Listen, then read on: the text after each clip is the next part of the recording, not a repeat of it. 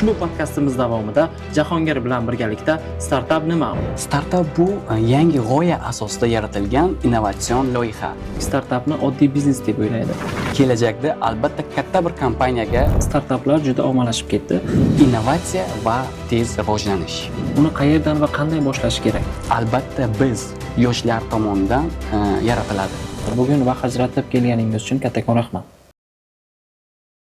Assalomu alaykum hurmatli kuzatuvchilar. Bugungi podkastimizda biz juda qiziqarli va hozirgi kunda yoshlar orasida tobora ommalashib borayotgan startaplar haqida suhbatlashamiz.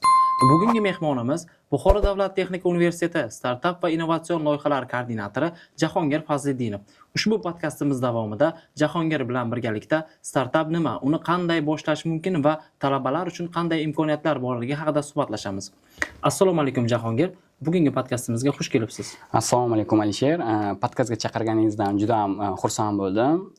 Nima savollar bo'lsa, albatta qo'ldan kelgancha savollaringizga javob berishga harakat qilaman. Eng avvalo oddiy savoldan boshlamoqchiman, ya'ni startap deganda biz nimani tushunamiz? Juda ham o'rinli savol. Startap bu yangi g'oya asosida yaratilgan innovatsion loyiha va biznes desa ham bo'ladi. Startapning asosiy maqsadi muayyan bir muammoni yangi va samarali usulda hal qilish. Startaplar asosan kichik g'oya asosida yaratiladi, lekin kelajakda albatta katta bir kompaniyaga aylanishi aniq bu. Masalan, Facebookni olsak, Facebook ham oddiy bir startap sifatida yaratilgan. Uni bilasizki, Mark Zuckerberg xuddi bizdek universitetda o'qib yurgan paytida yaratgan. U boshida oddiy bir ijtimoiy tarmoq bo'ldi, lekin hozirgi kunda globallashgan ijtimoiy tarmoqqa aylandi. Jahongir, aytingchi, ko'pchilik startapni oddiy biznes deb o'ylaydi. Oddiy biznes va startap o'rtasidagi asosiy farq nimada? To'g'ri, hozir hamma startap bilan biznesni bir xil deb o'ylayapti, lekin oddiy biznes tayyor mahsulotni yoki xizmatni sotishdan iborat. Startap esa yangilik yaratish, yangi texnologiya va yangi yechim taklif qilishga intiladi. Farqi shundaki, startapning asosiy kuchi innovatsiya va tez rivojlanish. Oddiy biznes esa barqaror daromad olishga asoslangan. Farqi ham shunda. Bilamizki, hozirgi vaqtda yoshlar orasida startaplar juda ommalashib ketdi. Buning asosiy sababi nimada deb o'ylaysiz? Bugungi kunda texnologiyalar juda tez rivojlanmoqda va yoshlarimiz yangi g'oyalarni amalga sinash uchun ko'plab imkoniyatlarga ega. Buning asosiy sababchisi muhtaram prezidentimiz. Biz yoshlarga, ya'ni startapchilarga juda ham ko'plab imkoniyatlar, ya'ni grantlar yaratib bermoqdalar. Shu sababli startaplar yoshlar orasida tobora ommalashib bormoqda. Agar talabalar startap boshlamoqchi bo'lsa, uni qayerdan va qanday boshlash kerak? Talabalar startapni avvalo muammoni aniqlashdan boshlashlari kerak.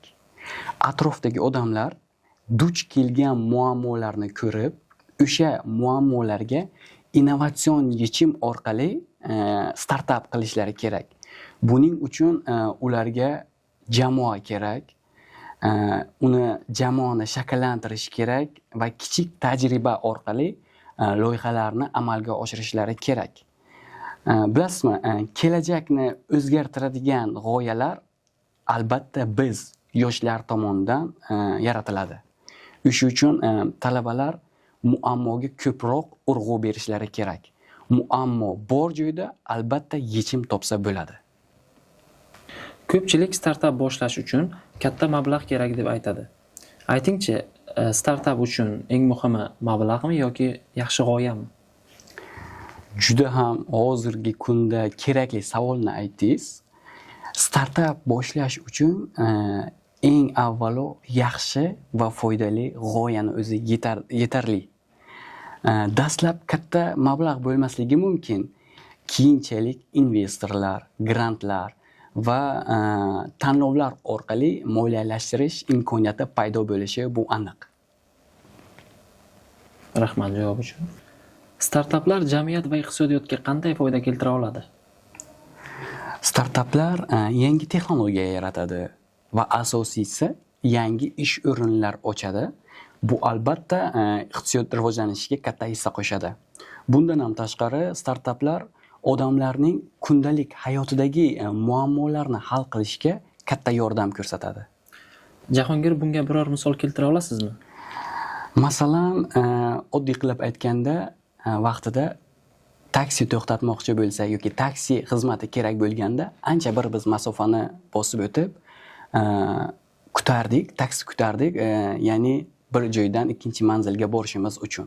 Hozirgi kunda yangi mobil ilovalar yaratildi va bizning ehtiyojimizni qondiradigan, ya'ni o'tirgan joyimizdan taksi xizmatiga murojaat qilib, vaqtimizni ham va ortiqcha masofa bosmasligimiz uchun platformalar yaratildi. Bu albatta odamlarning kundalik ehtiyoji uchun katta bir yordam ko'rsatdi. Jahongir, suhbatimiz yakunida yana bir savol bermoqchiman. Aytingchi, startap boshlamoqchi bo'lgan talabalarga qanday maslahat bergan bo'lardingiz? Startap boshlamoqchi bo'lgan yoshlarimizga avvalambor o'z g'oyalariga ishonish va harakat qilishlarini so'rab qolardim. Har qanday katta loyiha kichik qadamdan boshlanadi-da. Shuning uchun yangi g'oyalardan hech qachon qo'rqmasliklari kerak. Bilimlarini kundan kunga oshirib borib va jamoa bilan ishlashlari kerak. Chunki ko'p soha tur vakillari bilan jamlangan jamoa kuchli loyiha yaratishga asoslanadi va eng asosiysi esa muammolarni ko'rib, ularga foydali va innovatsion yechim topishlariga intilishlarini so'rab qolaman. Jahongir, qiziqarli va foydali suhbatingiz uchun va bugun vaqt ajratib kelganingiz uchun kattakon rahmat.